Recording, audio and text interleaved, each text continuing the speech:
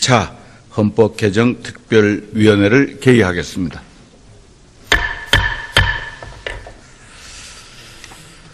회의에 들어가기에 앞서 지난 첫 회의에서 인사하지 못하신 위원님들의 인사 말씀을 듣도록 하겠습니다.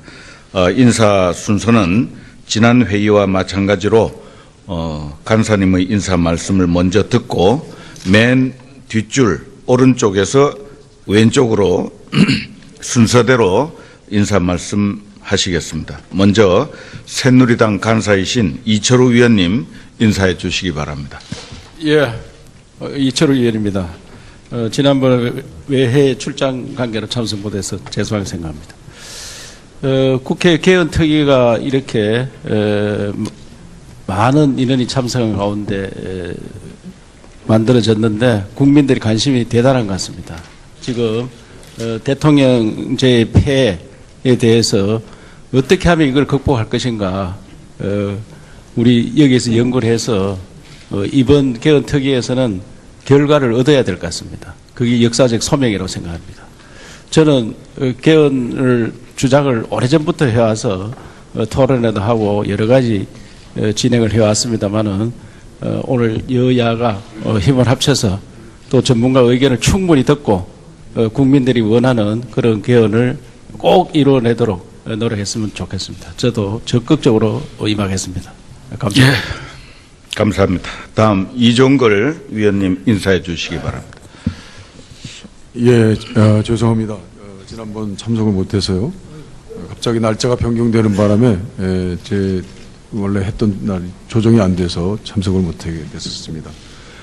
존경하는 많은 의원님들과 함께 국민 바라고 있는 6공화국 87년 헌법 체제를 좀 미래지향적으로 바꿔 나가야 되는데 우리 모두 힘을 합하도록 하겠습니다.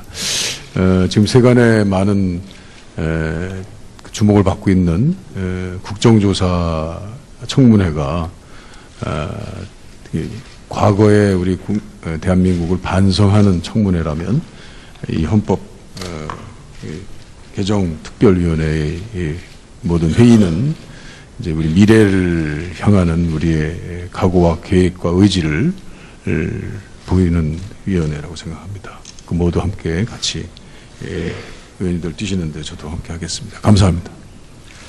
예, 감사합니다. 다음은 김광림 위원님 인사해 주시기 바랍니다. 예, 새누리당의 김광림 의원입니다.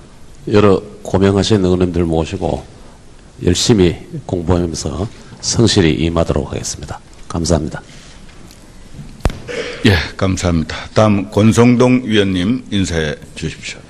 예, 동계올림픽 개최도시 강원도 강릉 출신의 바른정당의 권성동 의원입니다. 여러 의원님들과 함께 일하게 된 것을 무한한 영광으로 생각을 합니다.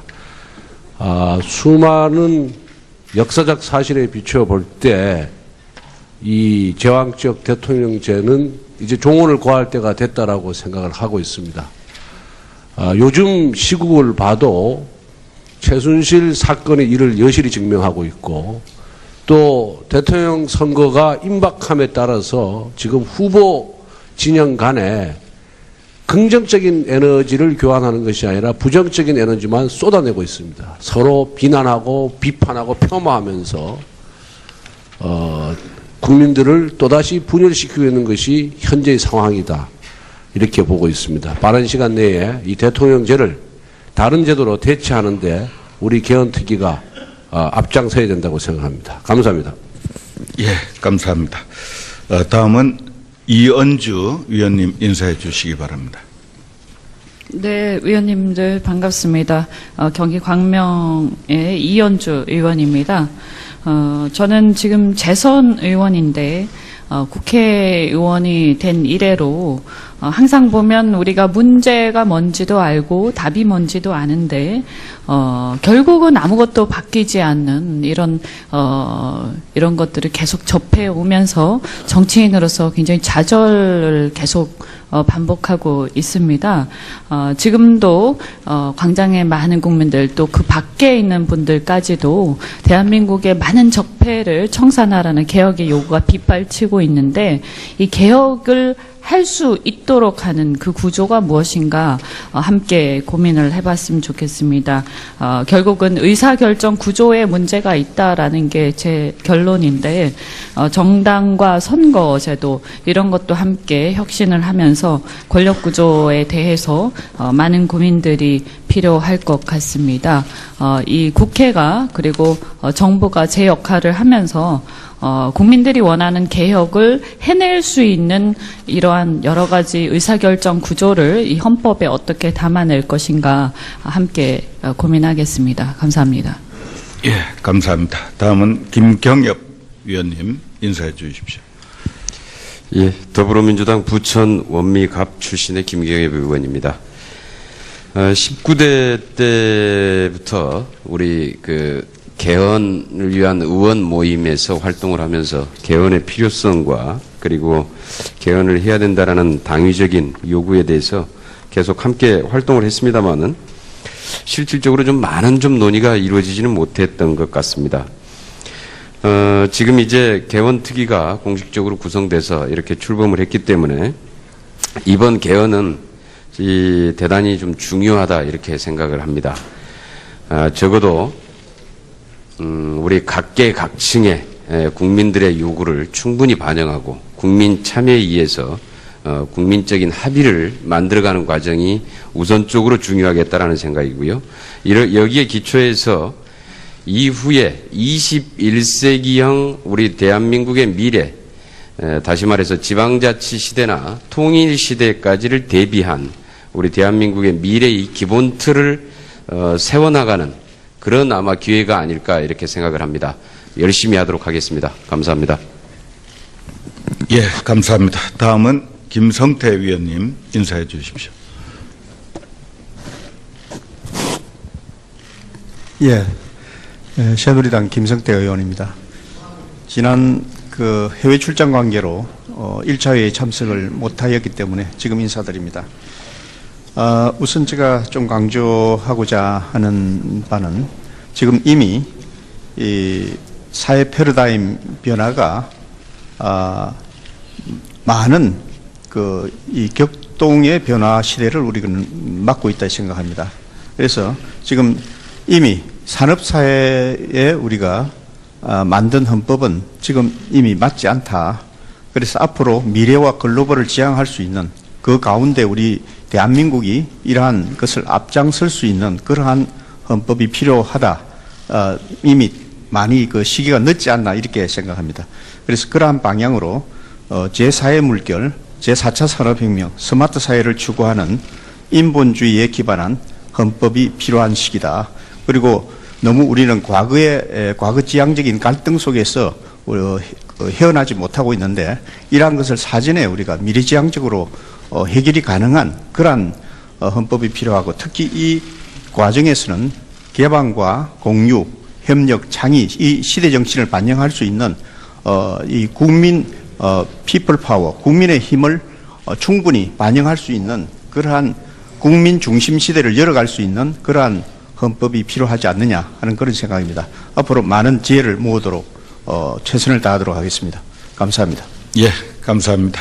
다음은 강효상 위원님 인사해 주십시오. 네, 새누리당 비례대표 강효상입니다. 존경하는 여러 경험 많은 선배 의원님들과 동료 의원님들과 같이 일하게 돼서 너무 기쁘고 영광스럽게 생각합니다.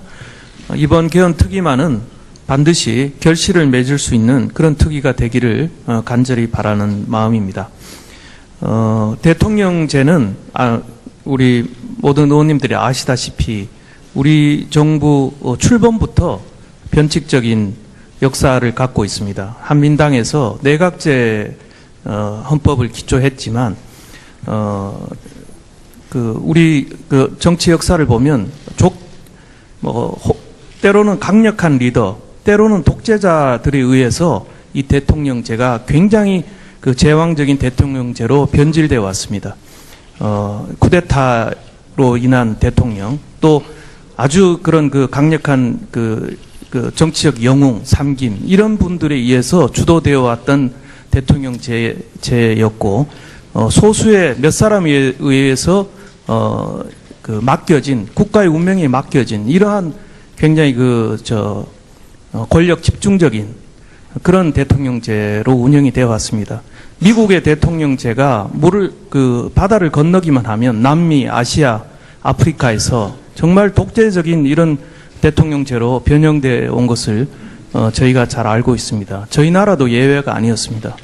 국가의 틀을 근본적으로 바꾸라는 것은 바로 촛불 민심과도 바로 연결되는 것이라고 생각합니다. 이번에 차제에 여러 훌륭하신 의원님들과 힘을 모아서 우리 국가의 틀을 바꾸는 계기가 됐으면 좋겠습니다. 감사합니다. 예, 수고하셨습니다.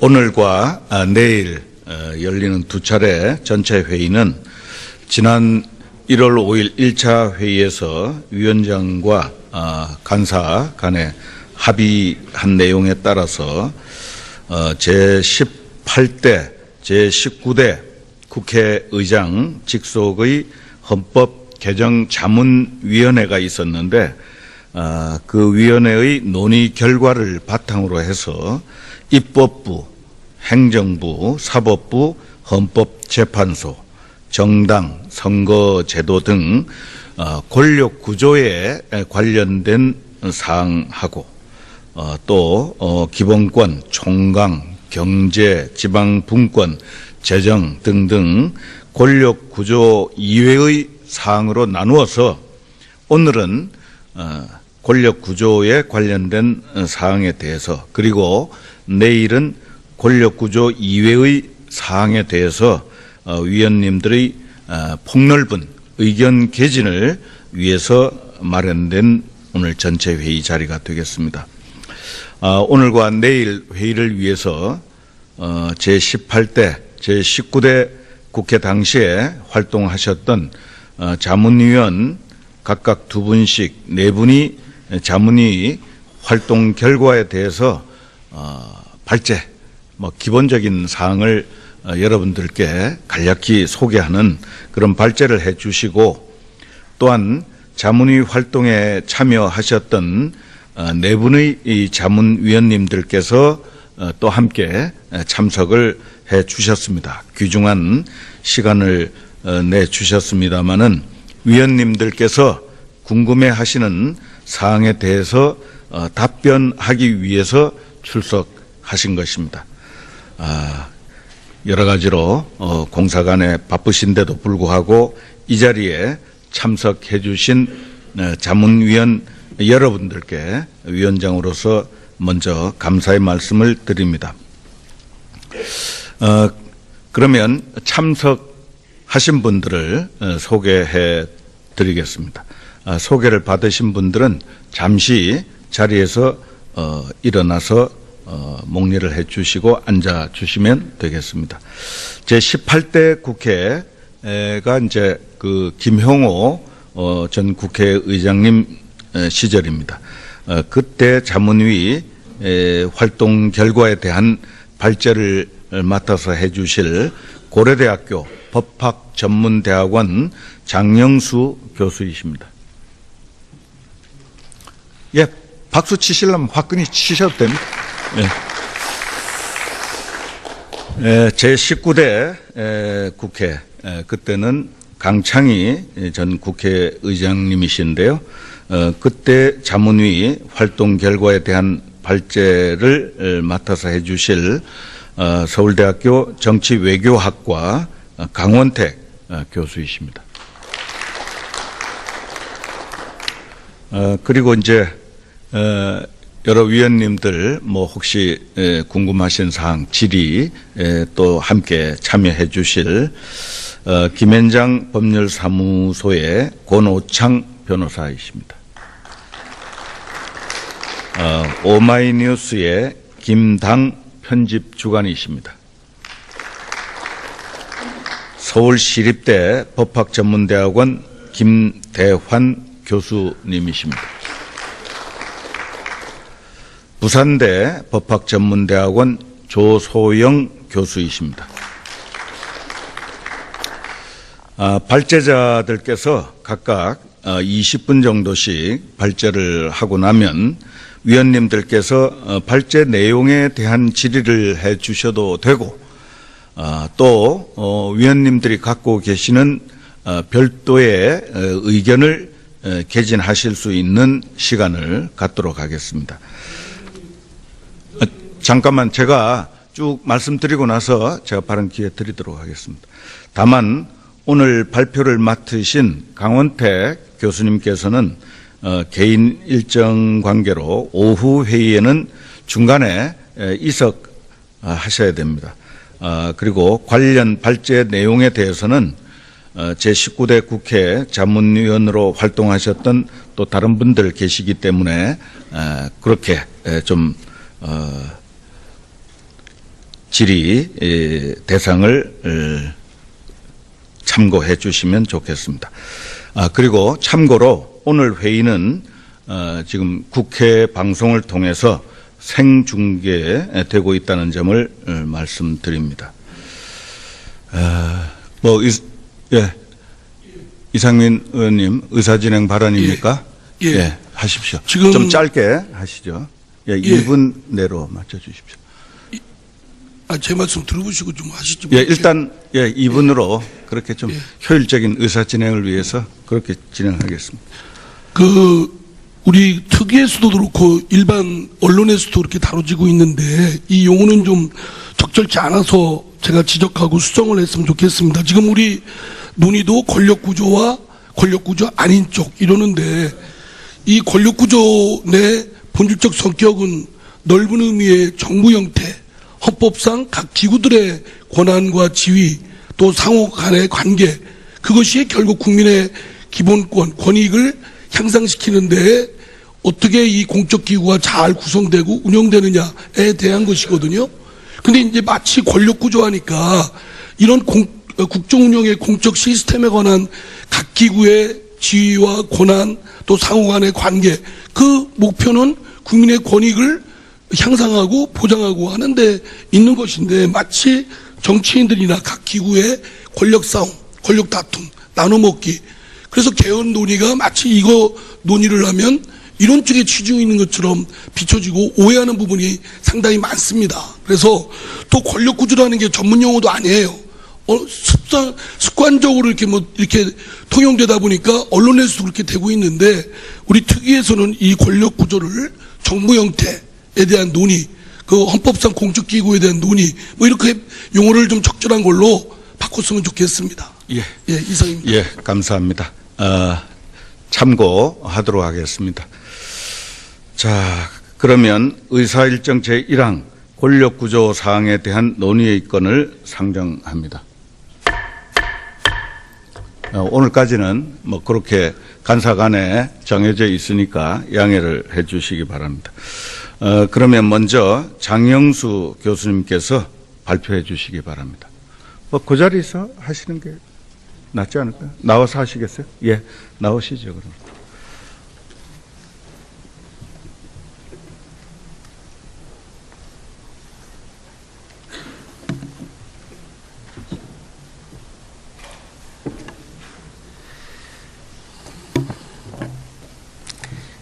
예, 18대 국회에서 이제 그때 당시 헌법연구 자문위원회라는 명칭으로 한 1년 정도를 활동을 했었습니다.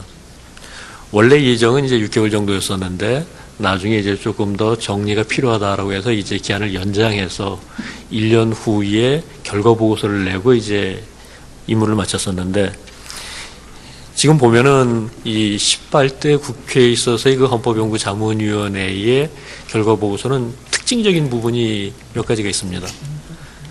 이 14년에 있었던 19대 국회의 헌법 개정 자문위원회와는 달리 구체적인 조문을 성안하지를 않았습니다.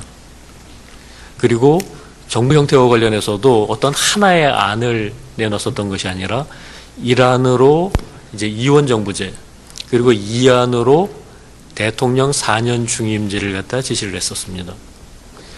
그와 관련해가지고 몇 가지 설명을 먼저 드리고 구체적인 내용을 말씀드려야 될 것 같습니다. 이 헌법연구 자문위원회에서 그런 방식으로 연구 결과를 정리했었던 것은 세 가지 이유 때문입니다. 첫 번째로는 이제 자문위원회의 역할이라고 하는 것은 이 개헌 특위와는 다르다. 구체적인 헌법 개정안에 조문을 갖다 성안할 수 있는 위치에 있지 않기 때문에 향후 개헌특위에서 이 조문을 성안할 때 참고될 수 있는 사항들을 갖다 미리 정리하는 그런 것들이 이제 자문위원회의 역할이라고 생각을 했었던 것이 첫 번째고요. 그리고 두 번째로는 처음 이제 이 자문위원회가 구성될 당시에 있어서는 헌법 개정의 가능성이 상당히 있다라고 판단을 했었습니다. 그런데 이후에 여러 가지 정적인 상황도 그렇고 특히 국제 금융 위기로 인한 경제적인 상황도 그렇고 뭐 하다 보니까 이제 금방 이게 통과될 것 같지는 않다라는 생각을 하게 됐었습니다. 그러다 보니까 어떤 하나의 안을 이게 이제 지금 안 된다면 5년 후가 될지 10년 후가 될지 혹은 더 걸릴지 모르는데 하나의 안을 갖다가 그 시점을 기준으로 해서 얘기하는 것보다는 복수의 안을 갖다가 내놓고 거기에 대해 가지고서 변화된 상황 속에서 고려할 수 있도록 하는 그런 것들도 필요하지 않겠느냐 이런 생각을 했었습니다.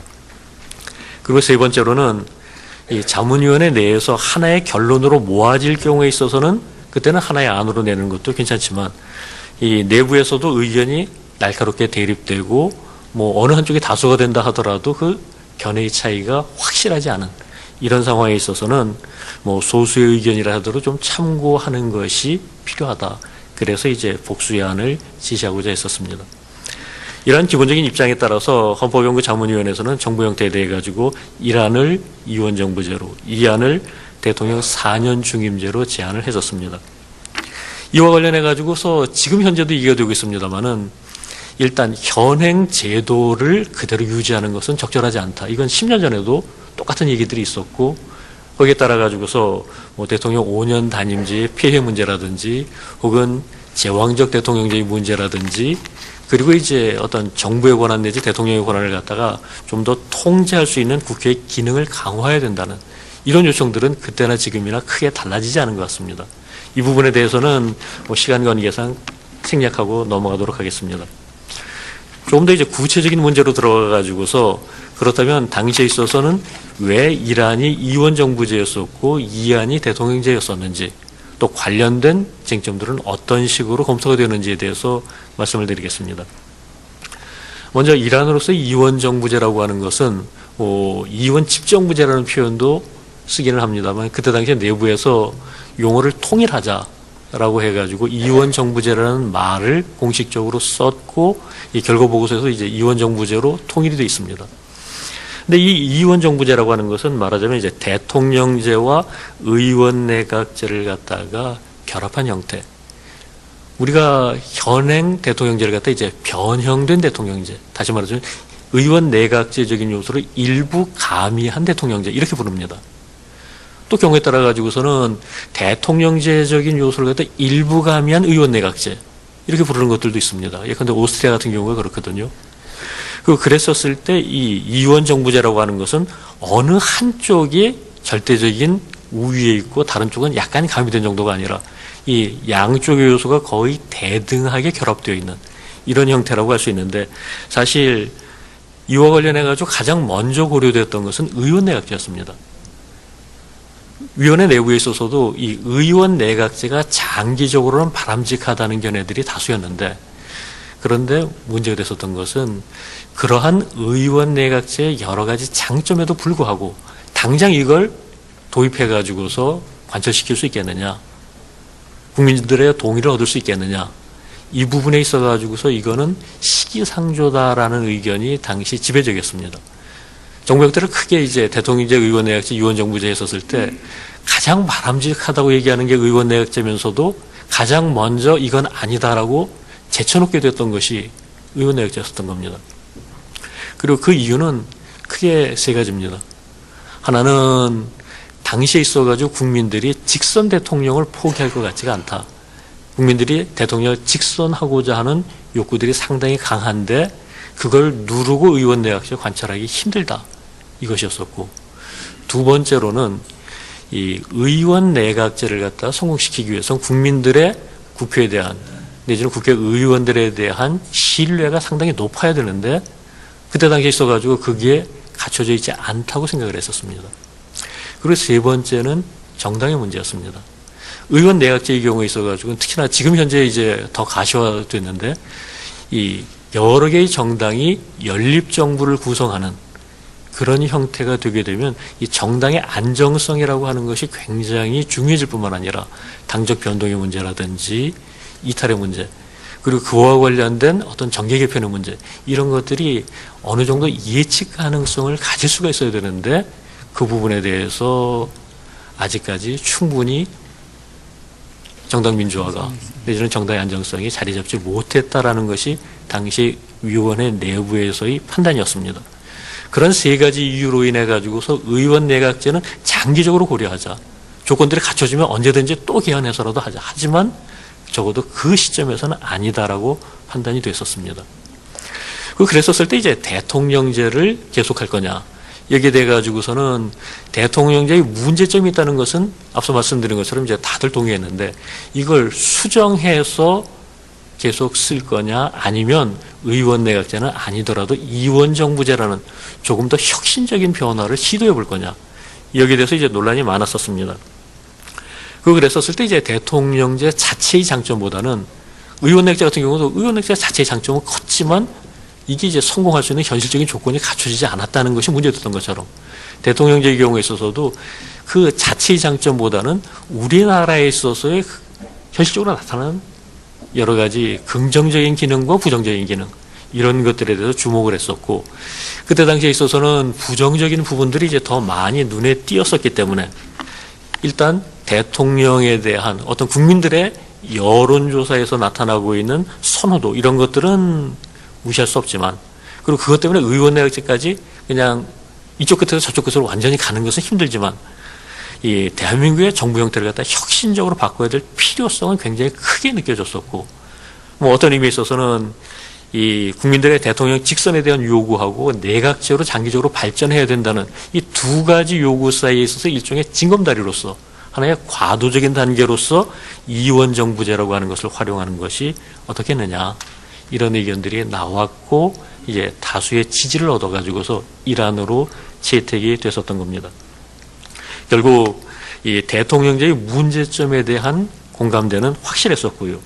그리고 이제 내각제를 선호하는 분들도 당시 이제 자문위원회 내부에 상당수 있었지만 적어도 현 시점에 있어서 힘들다면 그렇다면 이원정부제라도 해보자, 이런 쪽의 의견들이 많았었고, 또 다른 한편으로서는 내각제 같은 경우에 이제 처음 해보는 것이기 때문에 뭐 이광욱 당시에 잠시 있었지만 그건 지금 와가지고서 그때 경험을 되살려서 한다고 말하기는 좀 어려우니까 이런 상황에 있어가지고 내각제로 바로 갔었을 때는 위험 부담이 있지만 이원정부제라고 하는 것은 대통령제와 내각제를 갖다 섞어놓은 형태니까 이 대통령제에 대해서 축적된 경험들이 이원정부제는 어느 정도 소화시킬 수 있지 않겠느냐, 이런 기대들로 인해 가지고서 이 이원정부제라고 하는 것을 제1안으로 채택하게 됐었던 겁니다. 그런데 이제 그와 더불어서 제2안으로서 대통령 4년 중임제를 갖다가 제안하게 됐었던 것은 이원정부제를 찬성하는 분들조차도 그런데 이 이원정부제라는 게 국민들에게 잘 알려져 있지 않다. 과연 국민들의 동의를 얻을 수 있겠느냐. 내각제처럼 뭐 이건 아니다라고 하는 것까지는 안 갈지도 모르지만 이 이원정부제 뭔지도 모르는 걸 갖다가 선택하느니 차라리 대통령제가 낫다라고 하는 그런 의견들도 당시 이제 여론조사에 꽤 많이 나타나고 있었거든요. 뭐 당시에 있어서는 이원정부제라고 하는 것이 프랑스식 정부 형태라고 하는 것이 좀 알려진 상태였었고 전문가들 사이에 있어서도 지지도가 그렇게 많이 높지는 않았었습니다. 그런 가운데 있어서 이제 국민들에게 이걸 설명하고 개헌에 대한 지지를 얻어내는 것 자체가 좀 부담스러웠던 그런 것이었었고, 반면에 대통령제를 유지하는 가운데 4년 중임제로 바꿔가지고서 뭐 제도를 갖다 개선하자라고 했었을 때 국민들을 설득하는 데는 큰 무리가 없을 것으로 봤었습니다.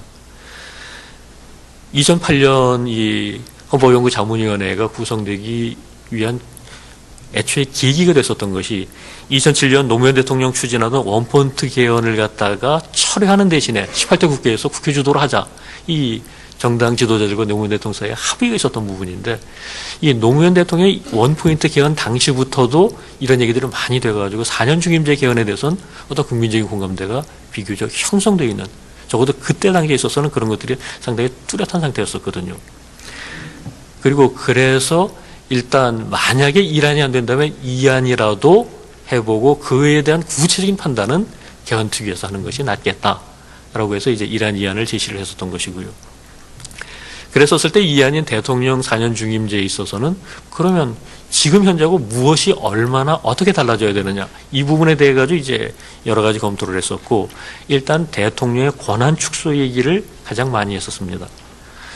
정부의 법률안 제출권 폐지라든지 감사원의 국회의관이라든지 혹은 대법원장이나 대법관, 헌법재판소장과 헌법재판관 임명에 대한 대통령의 실질적인 영향력 이런 것들을 갖다 배제하는 방법들이 이제 주로 많이 얘기가 됐었고 그리고 이제 대통령 권한대행 문제가 지금 이제 또 제기되고 있습니다만 그때 당시에 있어서도 권한대행 문제를 조금 더 뚜렷하게 명시를 해야 된다라고 하는 제안들이 있었고 거기에 대해 가지고 이제 결과보고서도 기록을 해 나왔었습니다.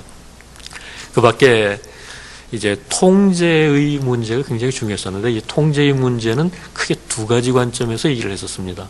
하나는 인사에 대한 통제. 지금 현재로서는 예컨대 집행부 구성원 가운데서는 뭐 의원님들 더 잘 아시겠지만 이 국무총리와 감사원장을 제외하고서는 인사청문회에서 국회의 동의를 받지 못한다 하더라도 대통령의 임명 그냥 강행할 수 있습니다. 근데 이 부분도 아예 헌법을 고쳐가지고서 국무위원들에 대해서도 인사청문회를 통해가지고 동의를 받도록 하는 이런 정도로 강화시킬 필요가 있지 않느냐 이런 제안들이 나왔었던 것이고요. 그리고 이제 어떤 의미에 있어서는 그런 인사에 대한 통제보다 더 강조됐던 것이 재정적인 통제였습니다.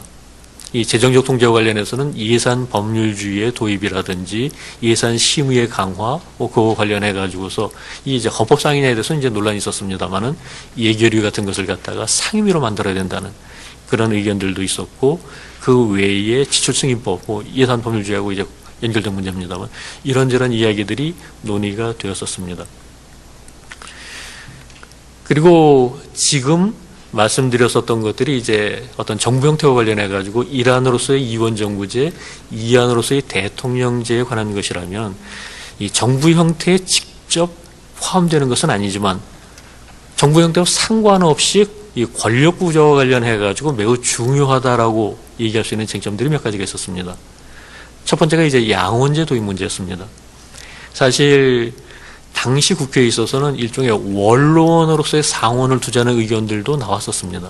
근데 거기에 대해서는 이제 이런 식으로 해서 국민들의 동의를 받기 어렵다라고 해서 오히려 반대 의견이 많았었는데 최종적으로는 상원 도입에 대해 가지고 위원회 내에서 이제 다수가 찬성을 하게 됐는데 그때의 가장 기본적인 전제는 지금 국회가 이 도농 간의 인구격차라든지 이런 게 점점 심해지면서 지역 대표성을 갖다 점차 잃어가고 있는데 상원을 지역 대표로 구성하고 어떤 지방 분권을 강화하는 계기로 만든다면 그건 나름으로 의미가 있겠다.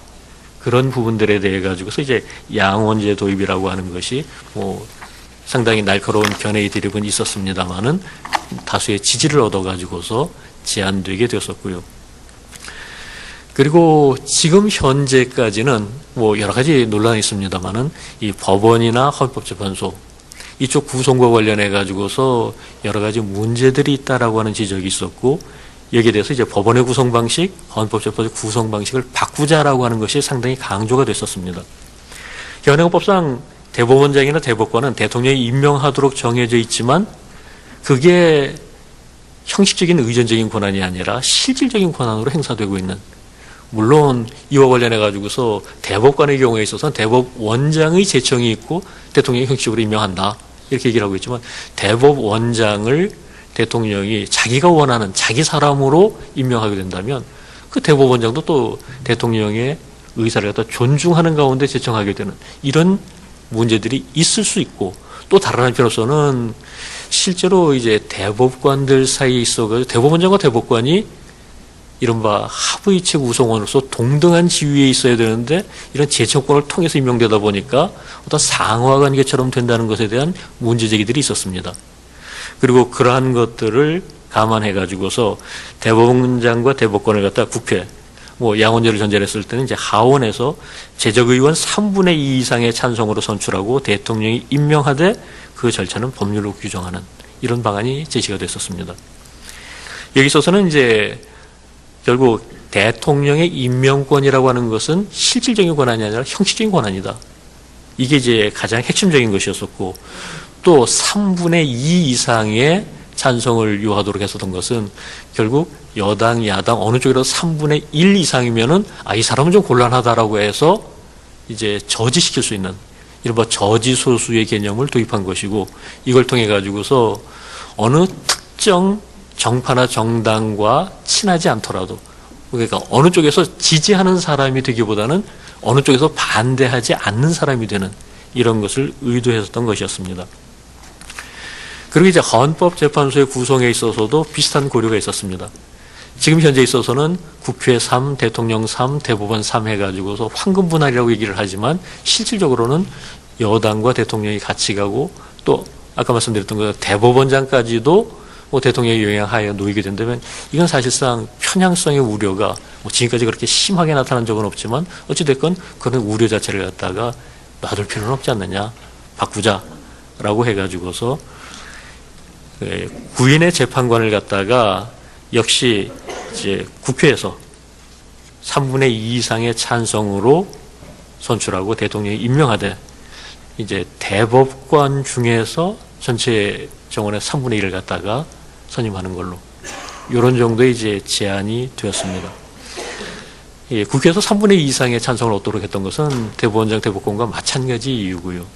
그리고 이제 대법관 중에서 3분의 1을 뽑으라라고 하는 것은 이게 이제 다른 부분하고 맞물려 있는데, 지금 헌법재판소의 경우에 있어가지고서는 조금 더 다양한 고려들, 다양한 가치들이 반영될 수 있도록 하기 위해 가지고 이 대법원과는 달리 법관의 자격이라고 하는 요건을 배제하자라는 의견이 다수였었고, 그랬었을 때 또 그쪽이 너무 많아져도 안 되니까 적어도 이런 법적인 문제에 대해 가지고 최고의 전문성을 가지고 있는 대법관이 적어도 3명은 들어와 가지고서 그런 부분들에 대해서 조정할 수 있도록 그렇게 한 것이었습니다.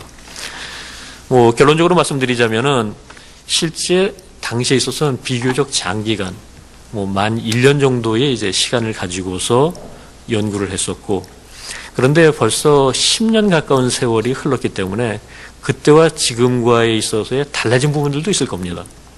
하지만 기본적인 쟁점들은 그대로 유지되고 있다라고 생각이 되고, 다만 예컨대 이원 정부제로 지칭되던 것들이 지금은 이제 분권형 대통령제로 용어가 바뀐다든지, 혹은 그때 이제 어떤 그 예산 심의와 관련해가지고 시간을 좀 더 둬야 된다라고 해가지고 90일을 갖다가 120일로 개헌하는 방안이 논의됐었는데, 그때는 이거는 굳이 헌법에서 정할 필요가 없이 법률로 정해도 된다라고 했는데 2013년 국가재정법에서 120일로 이제 늘리는 걸로 이미 정해놨거든요. 이런 어떤 현실적인 변화들이 있기 때문에 그런 부분들은 감안해서 판단을 하셔야 될 것 같고, 다만 대통령의 권한을 축소시키고 통제를 강화하는 개헌의 필요성, 혹은 지방자치 강화를 전제로 한 양원제의 도입 문제, 이런 것들은 그때와 지금 별로 다르지 않게 매우 현실적인 쟁점들로 이제 계속 유지되고 있다라고 생각을 합니다. 이상 간단하게 발제 마치겠습니다. 감사합니다. 예, 장영수 교수님, 20분 안에 다 마치셨습니다. 19분 만에 다 마치셨습니다. 습관적으로 이렇게 통용되다 보니까 언론에서도 그렇게 되고 있는데, 우리 특위에서는 이 권력 구조를 정부 형태에 대한 논의, 그 헌법상 공적기구에 대한 논의, 이렇게 용어를 좀 적절한 걸로 바꿨으면 좋겠습니다. 예, 이상입니다. 예, 감사합니다. 참고하도록 하겠습니다. 자, 그러면 의사일정 제1항 권력구조 사항에 대한 논의의 건을 상정합니다. 오늘까지는 그렇게 간사간에 정해져 있으니까 양해를 해 주시기 바랍니다. 그러면 먼저 장영수 교수님께서 발표해 주시기 바랍니다. 그 자리에서 하시는 게 낫지 않을까요? 나와서 하시겠어요? 예, 나오시죠, 그럼.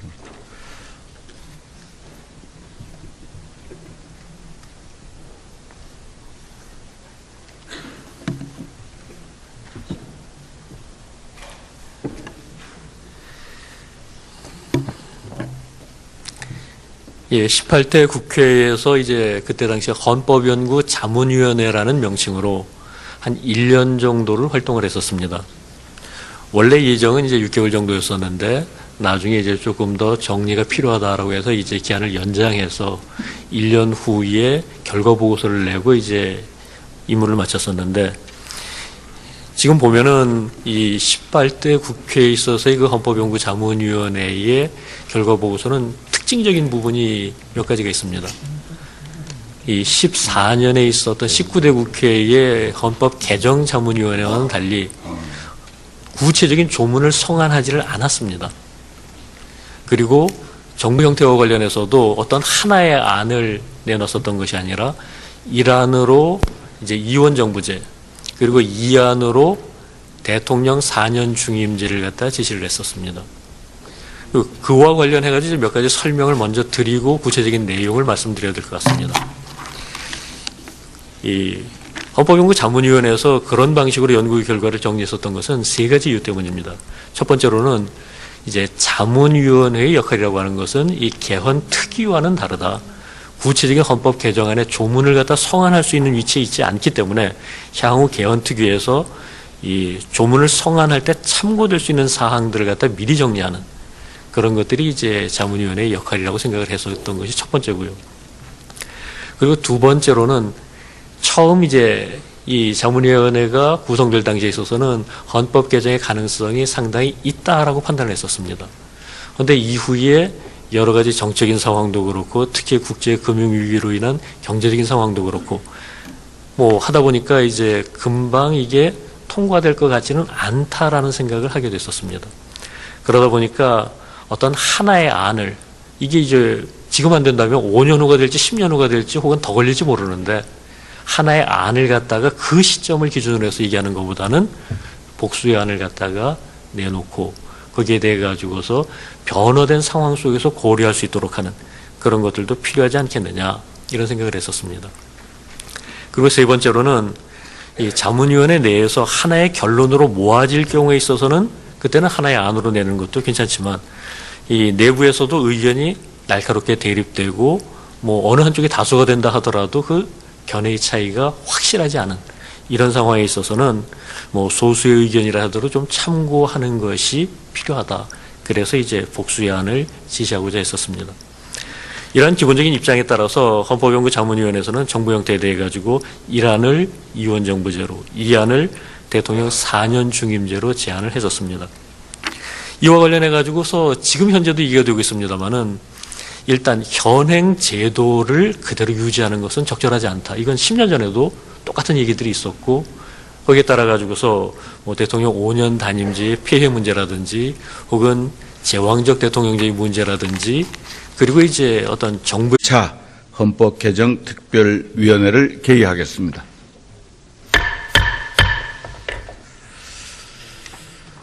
회의에 들어가기에 앞서 지난 첫 회의에서 인사하지 못하신 위원님들의 인사 말씀을 듣도록 하겠습니다. 인사 순서는 지난 회의와 마찬가지로 간사님의 인사 말씀을 먼저 듣고 맨 뒷줄 오른쪽에서 왼쪽으로 순서대로 인사 말씀하시겠습니다. 먼저 새누리당 간사이신 이철우 위원님 인사해 주시기 바랍니다. 예, 이철우 의원입니다. 지난번 외해 출장 관계로 참석 못해서 죄송하게 생각합니다. 국회 개헌특위가 이렇게 많은 인원이 참석한 가운데 만들어졌는데 국민들의 관심이 대단한 것 같습니다. 지금 대통령제의 폐해에 대해서 어떻게 하면 이걸 극복할 것인가 우리 여기에서 연구를 해서 이번 개헌특위에서는 결과를 얻어야 될 것 같습니다. 그게 역사적 소명이라고 생각합니다. 저는 개헌을 주장을 오래전부터 해와서 토론회도 하고 여러 가지 진행을 해왔습니다만은 오늘 여야가 힘을 합쳐서 또 전문가 의견을 충분히 듣고 국민들이 원하는 그런 개헌을 꼭 이루어내도록 노력했으면 좋겠습니다. 저도 적극적으로 임하겠습니다. 감사합니다. 예, 감사합니다. 다음 이종걸 위원님 인사해 주시기 바랍니다. 예, 죄송합니다. 지난번 참석을 못해서요. 갑자기 날짜가 변경되는 바람에 제 원래 했던 날 조정이 안 돼서 참석을 못하게 됐었습니다. 존경하는 많은 의원님들과 함께 국민 바라고 있는 6공화국 87년 헌법 체제를 좀 미래지향적으로 바꿔 나가야 되는데 우리 모두 힘을 합하도록 하겠습니다. 지금 세간에 많은 주목을 받고 있는 국정조사 청문회가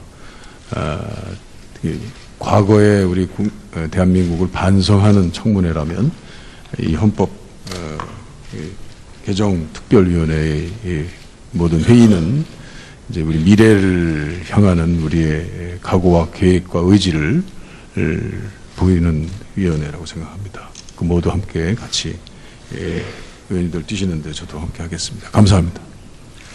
예, 감사합니다. 다음은 김광림 위원님 인사해 주시기 바랍니다. 예, 새누리당의 김광림 의원입니다.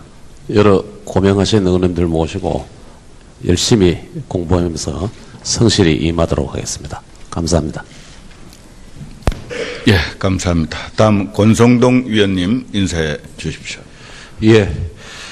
동계올림픽 개최도시 강원도 강릉 출신의 바른정당의 권성동 의원입니다. 여러 의원님들과 함께 일하게 된 것을 무한한 영광으로 생각을 합니다. 수많은 역사적 사실에 비추어 볼 때 이 제왕적 대통령제는 이제 종언을 고할 때가 됐다라고 생각을 하고 있습니다. 요즘 시국을 봐도 최순실 사건이 이를 여실히 증명하고 있고 또 대통령 선거가 임박함에 따라서 지금 후보 진영 간에 긍정적인 에너지를 교환하는 것이 아니라 부정적인 에너지만 쏟아내고 있습니다. 서로 비난하고 비판하고 폄하하면서 국민들을 또다시 분열시키고 있는 것이 현재의 상황이다. 이렇게 보고 있습니다. 빠른 시간 내에 이 대통령제를 다른 제도로 대체하는데 우리 개헌특위가 앞장서야 된다고 생각합니다. 감사합니다. 예, 감사합니다. 다음은 이은주 위원님 인사해 주시기 바랍니다. 네, 위원님들 반갑습니다. 경기 광명의 이은주 의원입니다. 예, 인사해 주십시오. 네, 새누리당 비례대표 강효상입니다. 존경하는 여러 경험 많은 선배 의원님들과 동료 의원님들과 같이 일하게 돼서 너무 기쁘고 영광스럽게 생각합니다. 이번 개헌 특위만은 반드시 결실을 맺을 수 있는 그런 특위가 되기를 간절히 바라는 마음입니다. 대통령제는 우리 모든 의원님들이 아시다시피 우리 정부 출범부터 변칙적인 역사를 갖고 있습니다. 한민당에서 내각제 헌법을 기초했지만 우리 정치 역사를 보면 때로는 강력한 리더, 때로는 독재자들에 의해서 이 대통령제가 굉장히 제왕적인 대통령제로 변질되어 왔습니다. 쿠데타로 인한 대통령, 또 아주 그런 강력한 정치적 영웅, 삼김 이런 분들에 의해서 주도되어 왔던 대통령제였고 소수의 몇 사람에 의해서 맡겨진 국가의 운명에 맡겨진 이러한 굉장히 권력 집중적인 그런 대통령제로 운영이 되어 왔습니다. 미국의 대통령제가 바다를 건너기만 하면 남미, 아시아, 아프리카에서 정말 독재적인 이런 대통령제로 변형되어 온 것을 저희가 잘 알고 있습니다. 저희 나라도 예외가 아니었습니다.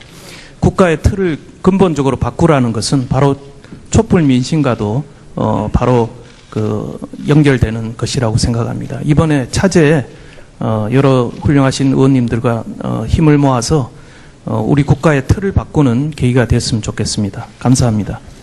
예, 수고하셨습니다. 오늘과 내일 열리는 두 차례 전체 회의는 지난 1월 5일 1차 회의에서 위원장과 간사 간에 합의한 내용에 따라서 제18대, 제19대 국회의장 직속의 헌법 개정 자문위원회가 있었는데 그 위원회의 논의 결과를 바탕으로 해서 입법부, 행정부, 사법부, 헌법재판소, 정당, 선거제도 등 권력 구조에 관련된 사항하고 또 기본권, 총강, 경제, 지방분권, 재정 등등 권력 구조 이외의 사항으로 나누어서 오늘은 권력 구조에 관련된 사항에 대해서, 그리고 내일은 권력 구조 이외의 사항에 대해서 위원님들의 폭넓은 의견 개진을 위해서 마련된 오늘 전체 회의 자리가 되겠습니다. 오늘과 내일 회의를 위해서 제18대, 제19대 국회 당시에 활동하셨던 자문위원 각각 2분씩 4분이 자문위 활동 결과에 대해서 발제, 기본적인 사항을 여러분들께 간략히 소개하는 그런 발제를 해 주시고, 또한 자문위 활동에 참여하셨던 4분의 이 자문위원님들께서 또 함께 참석을 해 주셨습니다. 귀중한 시간을 내 주셨습니다마는 위원님들께서 궁금해 하시는 사항에 대해서 답변하기 위해서 출석하신 것입니다. 여러 가지로 공사간에 바쁘신데도 불구하고 이 자리에 참석해 주신 자문위원 여러분들께 위원장으로서 먼저 감사의 말씀을 드립니다. 그러면 참석하신 분들을 소개해 드리겠습니다. 소개를 받으십니다. 저는 지금 재선 의원인데 국회의원이 된 이래로 항상 보면 우리가 문제가 뭔지도 알고 답이 뭔지도 아는데 결국은 아무것도 바뀌지 않는 이런 것들을 계속 접해 오면서 정치인으로서 굉장히 좌절을 계속 반복하고 있습니다. 지금도 광장의 많은 국민들, 또 그 밖에 있는 분들까지도 대한민국의 많은 적폐를 청산하라는 개혁의 요구가 빗발치고 있는데, 이 개혁을 할 수 있도록 하는 그 구조가 무엇인가 함께 고민을 해봤으면 좋겠습니다. 결국은 의사결정 구조에 문제가 있다라는 게 제 결론인데, 정당과 선거제도 이런 것도 함께 혁신을 하면서 권력 구조에 대해서 많은 고민들이 필요할 것 같습니다. 이 국회가 그리고 정부가 제 역할을 하면서 국민들이 원하는 개혁을 해낼 수 있는 이러한 여러 가지 의사결정 구조를 이 헌법에 어떻게 담아낼 것인가 함께 고민하겠습니다. 감사합니다. 예, 감사합니다. 다음은 김경엽 위원님 인사해 주십시오. 예, 더불어민주당 부천 원미갑 출신의 김경엽 의원입니다. 19대 때부터 우리 개헌을 위한 의원 모임에서 활동을 하면서 개헌의 필요성과 그리고 개헌을 해야 된다라는 당위적인 요구에 대해서 계속 함께 활동을 했습니다마는 실질적으로 좀 많은 논의가 이루어지지는 못했던 것 같습니다. 지금 이제 개헌특위가 공식적으로 구성돼서 이렇게 출범을 했기 때문에 이번 개헌은 대단히 좀 중요하다 이렇게 생각을 합니다. 적어도 우리 각계각층의 국민들의 요구를 충분히 반영하고 국민 참여에 의해서 국민적인 합의를 만들어가는 과정이 우선적으로 중요하겠다라는 생각이고요. 여기에 기초해서 이후에 21세기형 우리 대한민국의 미래, 다시 말해서 지방자치 시대나 통일 시대까지를 대비한 우리 대한민국의 미래의 기본 틀을 세워나가는 그런 아마 기회가 아닐까 이렇게 생각을 합니다. 열심히 하도록 하겠습니다. 감사합니다. 예, 감사합니다. 다음은 김성태 위원님 인사해 주십시오. 예, 새누리당 김성태 의원입니다. 지난 해외 출장 관계로 1차 회의에 참석을 못하였기 때문에 지금 인사드립니다. 우선 제가 좀 강조하고자 하는 바는 지금 이미 이 사회 패러다임 변화가 많은 이 격동의 변화 시대를 우리는 맞고 있다 생각합니다. 그래서 지금 이미 산업사회에 우리가 만든 헌법은 지금 이미 맞지 않다. 그래서 앞으로 미래와 글로벌을 지향할 수 있는 그 가운데 우리 대한민국이 이러한 것을 앞장설 수 있는 그러한 헌법이 필요하다. 이미 많이 그 시기가 늦지 않나 이렇게 생각합니다. 그래서 그러한 방향으로 제4의 물결, 제4차 산업혁명, 스마트 사회를 추구하는 인본주의에 기반한 헌법이 필요한 시기다. 그리고 너무 우리는 과거지향적인 갈등 속에서 헤어나지 못하고 있는데 이러한 것을 사전에 우리가 미래지향적으로 해결이 가능한 그러한 헌법이 필요하고 특히 이 과정에서는 개방과 공유, 협력, 창의 이 시대 정신을 반영할 수 있는 이 국민 피플 파워, 국민의 힘을 충분히 반영할 수 있는 그러한 국민 중심 시대를 열어갈 수 있는 그러한 헌법이 필요하지 않느냐 하는 그런 생각입니다. 앞으로 많은 지혜를 모으도록 최선을 다하도록 하겠습니다. 감사합니다. 예, 감사합니다. 다음은 강효상 위원님 신분들은 잠시 자리에서 일어나서 목례를 해주시고 앉아주시면 되겠습니다. 제18대 국회가 이제 그 김형호 전 국회의장님 시절입니다. 그때 자문위 활동 결과에 대한 발제를 맡아서 해주실 고려대학교 법학전문대학원 장영수 교수이십니다. 예, 박수 치시려면 화끈히 치셔도 됩니다. 예. 제19대 국회, 그때는 강창희 전 국회의장님이신데요. 그때 자문위 활동 결과에 대한 발제를 맡아서 해주실 서울대학교 정치외교학과 강원택 교수이십니다. 그리고 이제 여러 위원님들 뭐 혹시 궁금하신 사항 질의 또 함께 참여해 주실 김현장 법률사무소의 권오창 변호사이십니다. 오마이뉴스의 김당 편집주간이십니다.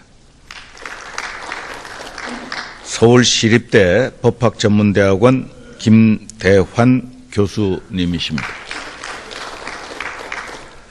부산대 법학전문대학원 조소영 교수이십니다.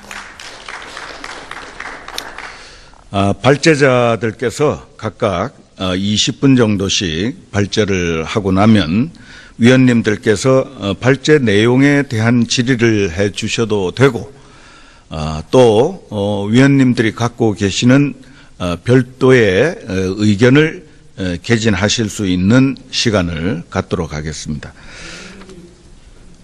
잠깐만 제가 쭉 말씀드리고 나서 제가 발언 기회 드리도록 하겠습니다. 다만 오늘 발표를 맡으신 강원택 교수님께서는 개인 일정 관계로 오후 회의에는 중간에 이석하셔야 됩니다. 그리고 관련 발제 내용에 대해서는 제19대 국회 자문위원으로 활동하셨던 또 다른 분들 계시기 때문에 그렇게 좀